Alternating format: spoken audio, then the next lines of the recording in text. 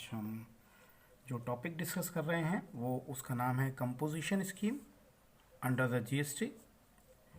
Composition scheme को optional scheme भी कहते हैं और ये ऑप्शनल इसलिए है कि अगर आपके कई बिजनेस हैं तो आप बिजनेस के लिए ऑप्शनल स्कीम या कंपोजिशन स्कीम को चूज़ कर सकते हैं। ये मैंडेटरी नहीं है। एक बार आपका अगर टर्नओवर एक्सीड करता है जीएसटी की लिमिट से तो आपको हर हालत में रजिस्ट्रेशन लेना है जीएसटी में। लेकिन अगर आपने एक बार रजिस्ट्रेशन ले लिया तो आपको अपनी सारी रिटर्न्स भरना होंगी, टाइमली टैक्स पेमेंट करना होगा और बहुत सारी फॉर्मेलिटीज़ जीएसटी एक्ट में दी गई हैं उनको पूरा करना होगा। ये छोटे बिजनेसमैन के लिए बहुत कम्बरसम जॉब है और it is very typical for them to pay the tax timely and file return quarterly और मंथली। Very tedious job. तो इसको इजी करने के लिए गवर्नमेंट कंपोजिशन स्कीम लेके आई है। कंपोजिशन का मतलब डिक्शनरी का मीनिंग होता है समाधान या आप कह सकते हैं निपटारा। तो ये छोटे बिजनेसमैन के लिए जो स्मॉल स्केल डीलर्स हैं उनको एक निपटारे का काम कर रहा है, उनके लिए एक समाधान का काम कर रहा है। ये किन व्यापारियों पे एप्लीकेबल है? छोटे व्यापारी जैसे शॉपकीपर्स हैं, जैसे स्मॉल मैन्युफैक्चरिंग यूनिट्स हैं, फ्रूट वेजिटेबल वेंडर्स हैं, रिटेल शॉप्स हैं, रिपेयर शॉप्स हैं, आर्टिसंस हैं। इन छोटे व्यापारियों के मद्देनज़र ये स्कीम को कंपोजिशन स्कीम को लाए हैं। यहाँ पर एक बार आपने अगर रजिस्ट्रेशन ले लिया जीएसटी में तो आपको जीएसटी रिटर्न फाइल करनी है even if there is no transaction at all. ये सेक्शन 10 है जीएसटी का, उसमें इस स्कीम के बारे में दे रखा है। What is composition scheme? It is tax payable under this scheme is an option। ये एक ऑप्शन है available to certain eligible person।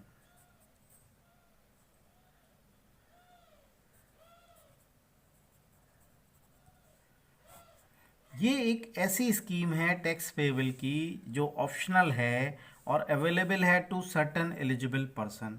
Certain eligible person का मतलब हो गया the person who is registered under GST, क्योंकि वही एलिजिबल होगा जो जीएसटी में रजिस्टर्ड है। इसकी एलिजिबिलिटी की बात करते हैं। एलिजिबिलिटी मीन्स कि किस पे एलिजिबल होगा। देखिए, हमें ये पता है कि इसमें एग्रीगेट टर्नओवर लेते हैं।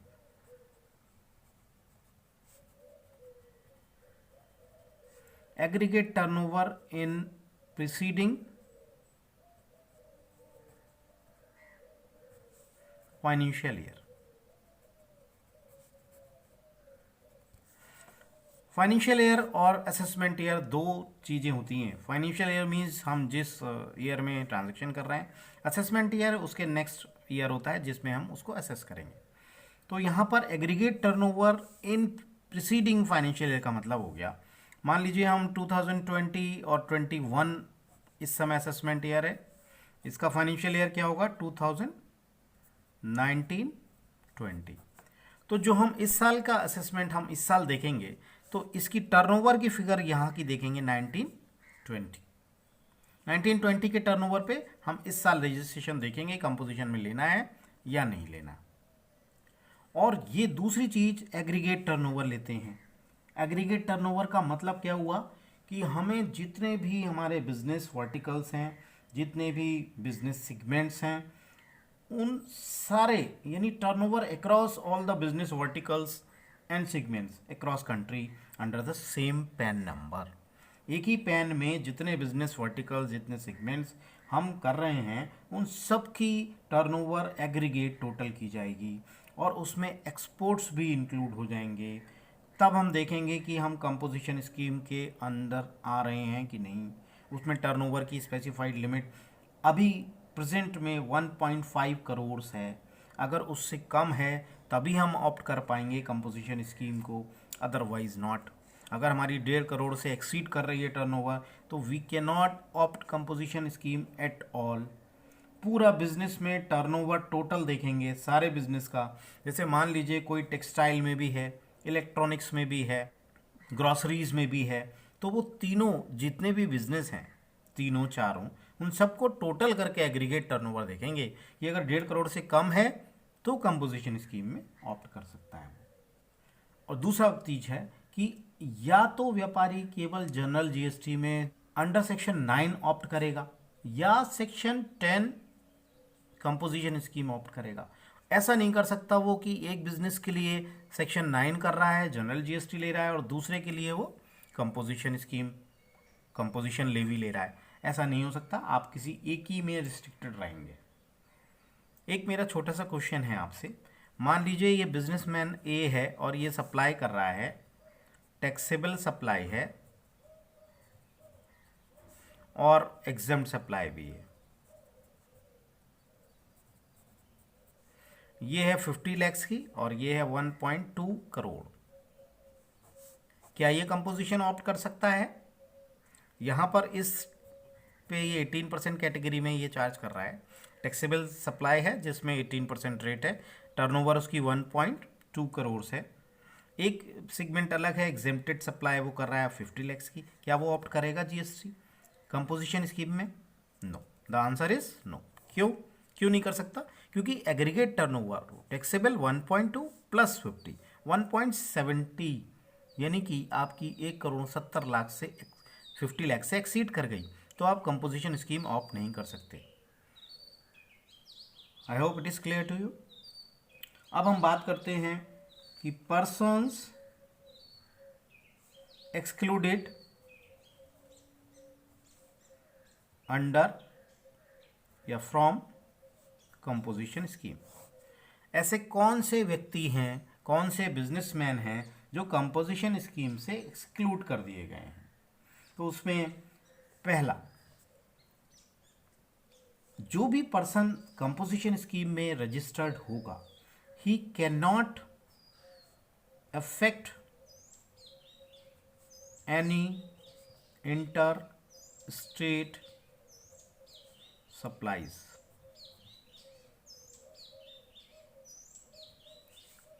और एक्सपोर्ट्स इंपोर्ट्स भी नहीं कर सकते।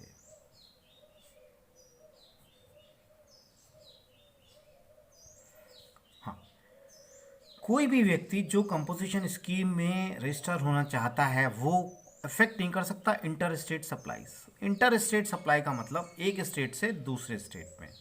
अब यहाँ मीनिंग क्या हुआ कि गवर्नमेंट ये मान के चलती है अगर कोई बिजनेसमैन जो एक स्टेट से दूसरे स्टेट में सप्लाई कर रहा है तो वो कोई छोटा व्यापारी तो होगा नहीं। तो ऐसे व्यापारियों को इससे एक्सक्लूड किया गया है कि वो अगर इंटर स्टेट ट्रांजेक्शन कर रहे हैं, सप्लाईज कर रहे हैं, तो वो कंपोजिशन स्कीम ऑप्ट नहीं कर पाएंगे। ये एक्सपोर्ट और इंपोर्ट इंक्लूड करके है। हाँ, एक बात है कि अगर वो परचेज कर रहे हैं इंटर स्टेट तो that is allowed, purchase permitted है, वो कर सकते हैं। दूसरे वो व्यक्ति they can not supply goods not leviable to GST. Means क्या हो गया इसका कि वो कोई ऐसी चीजें सप्लाई नहीं कर सकते हैं जो जीएसटी में लेविएबल नहीं है टैक्स के, मतलब exempted goods, exempted supplies. Third है composition scheme not meant for manufacturer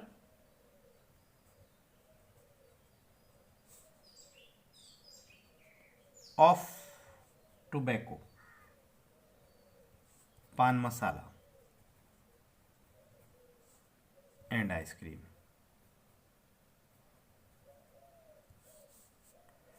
तो कंपोजिशन स्कीम उन मैन्युफैक्चरर्स के लिए नहीं है जो टोबैको पे, पान मसाला में और आइसक्रीम की मैन्युफैक्चरिंग में शामिल हैं। ये ऐसे लोगों पे भी नहीं है, can not supply goods through e commerce operator. मैंने लास्ट वीडियो में आपको ई कॉमर्स ऑपरेटर के बारे में बताया था, क्या होते हैं ई कॉमर्स ऑपरेटर। तो अगर आप ई कॉमर्स ऑपरेटर के थ्रू सप्लाई कर रहे हो गुड्स की, तब भी आप कंपोजिशन स्कीम में ऑप्ट नहीं कर सकते। एक और पॉइंट है, a casual trader.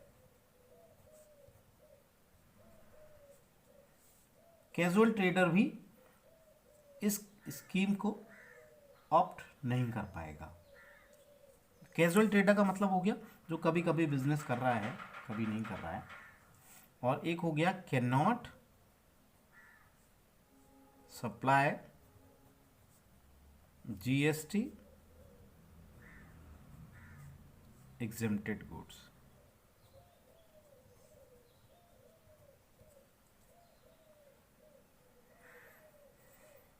Exempted goods अगर वो हैं तो वो कंपोजिशन स्कीम में नहीं आ सकता। He must register all the segments under the composition scheme. इसके मेरिट्स और डीमेरिट्स देख लेते हैं। मेरिट्स ऑफ कंपोजिशन स्कीम क्या होते हैं? कंपोजिशन स्कीम के मेरिट देखिए। फर्स्ट मेरिट जो हम कह सकते हैं वो लिमिटेड कंप्लायंस है।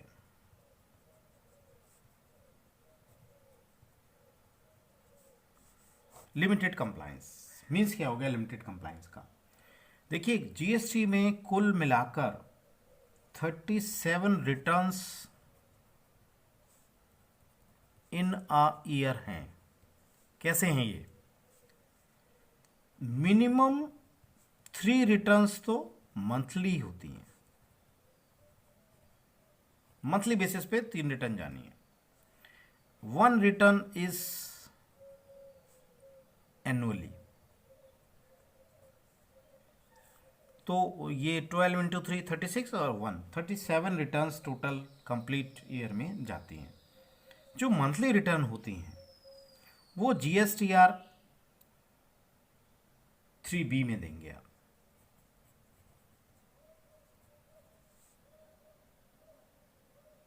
मंथली रिटर्न, और ये जो 3B में रिटर्न जाती हैं वो 20th ऑफ नेक्स्ट मंथ जाती हैं। जैसे अप्रैल में होगा तो उसका नेक्स्ट मंथ होगा मई, तो मई 20th तक आप वो जमा कर सकते हैं। हाँ, जीएसटीआर 1 जो होता है वो 11th ऑफ नेक्स्ट मंथ होता है। यहाँ पर एक लाभ क्या होता है लिमिटेड कंप्लायंस का, कि उनको ना तो ये रिटर्न भरनी है, ना इतना टैक्स का कोई झंझट है, कोई आईटीसी का क्लेम वगैरह, कोई क्रेडिट लेने का कोई वो नहीं रहता है परेशानी। दूसरा है limited tax liability.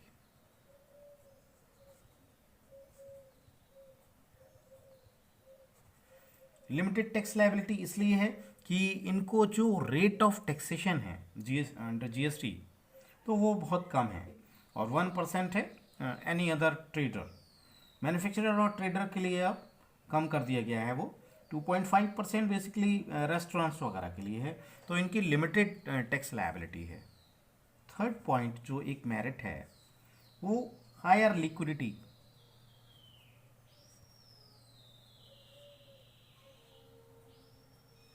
Higher liquidity का मतलब हो गया एक्सेस होते नहीं है ज़्यादा, तो उनके पास अवेलेबल कैश जो होता है लिक्विडिटी वो ज़्यादा रहती है।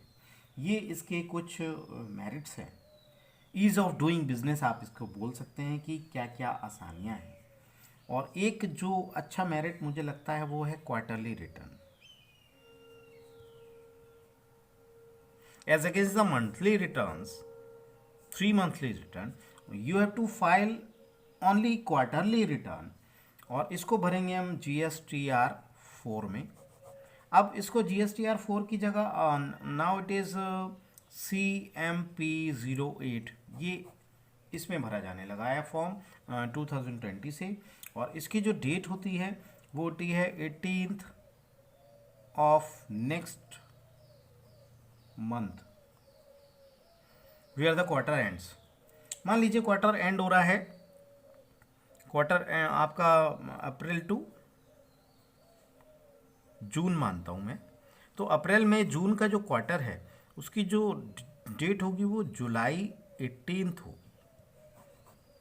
ये 18 जुलाई तक वो उसको क्वार्टरली रिटर्न को अपलोड कर सकता है। तो ये क्वार्टरली रिटर्न जाती है, इसमें लोअर रेट ऑफ टैक्सेस हैं, लिमिटेड कंप्लाइंस है, और जो फिफ्थ पॉइंट है एक इम्पॉर्टेंस का मैं समझ सकता हूँ वो है no record keeping in detail. उनको बहुत डिटेल में रिकॉर्ड मेंटेन नहीं करने हैं, कोई चार्जेस नहीं देने, कोई सीए नहीं अपॉइंट करना, और सिंपल सा काम है। इसीलिए तो ये स्कीम को लाने का ऑब्जेक्टिव ही यही था कि जो स्मॉल स्केल बिजनेसमैन हैं उनको कैसे आप हेल्प करें, जो इतना टिपिकल ये एक्ट है उसमें कैसे वो कंप्लाइंस करें। तो उसके लिए no record keeping in detail. और एक और इम्पोर्टेंस का पॉइंट हम कह सकते हैं, sixth one is no issue of tax invoice. Tax invoice issue क्यों नहीं कर सकते? क्योंकि वो टैक्स चार्ज ही नहीं करते हैं, वो टैक्स लेते ही नहीं हैं, तो टैक्स लेंगे नहीं तो टैक्स इनवॉइस इशू नहीं करेंगे। हाँ, however they issue bill of supply.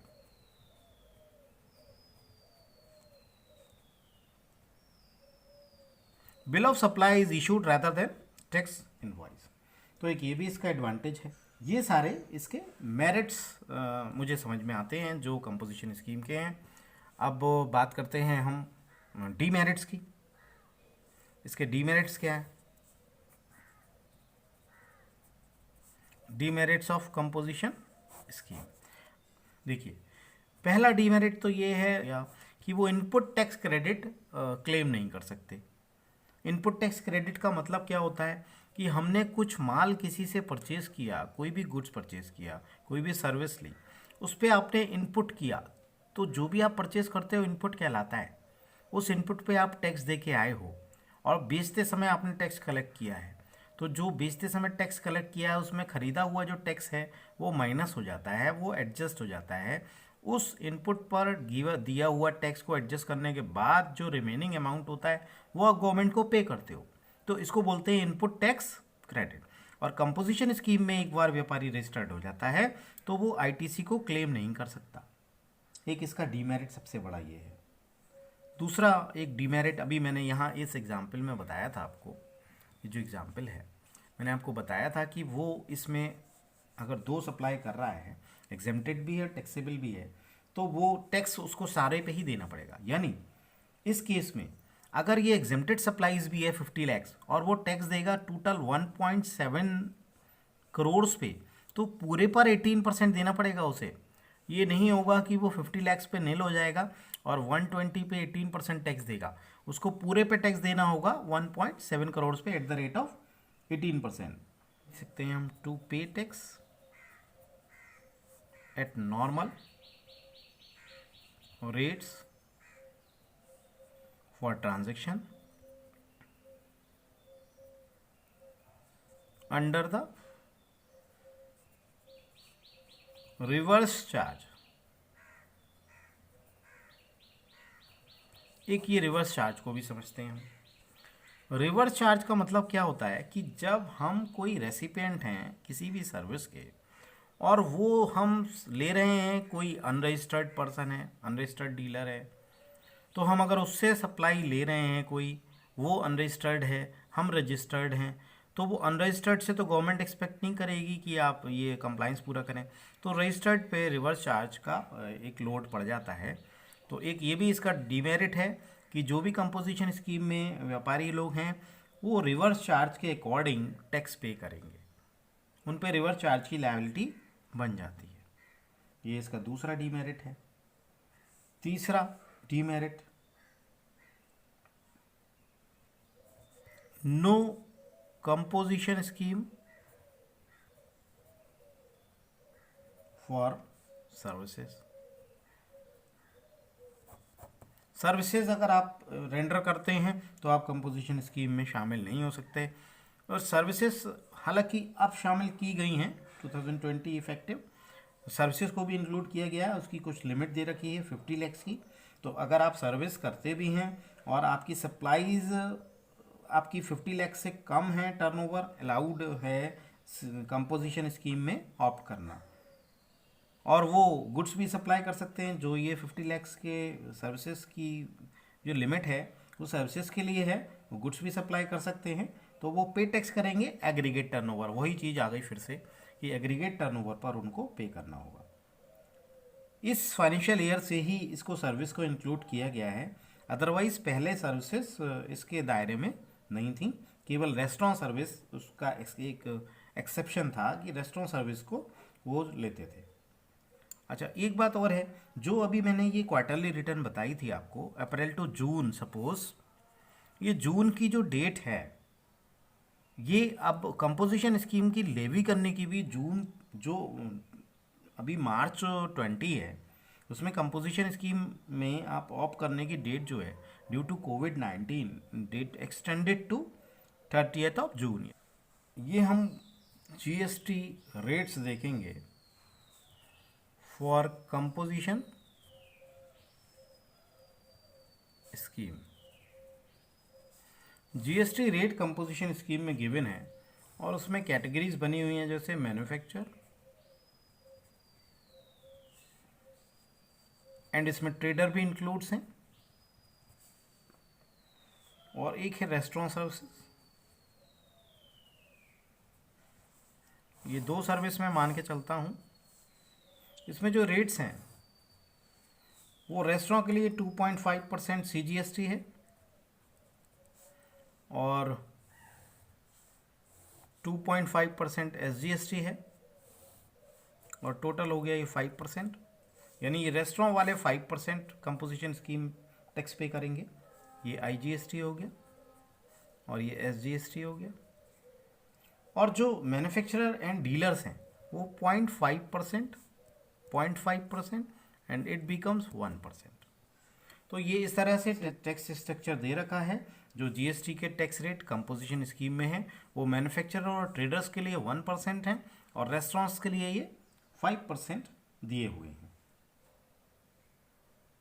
Okay guys, this is all for composition scheme today.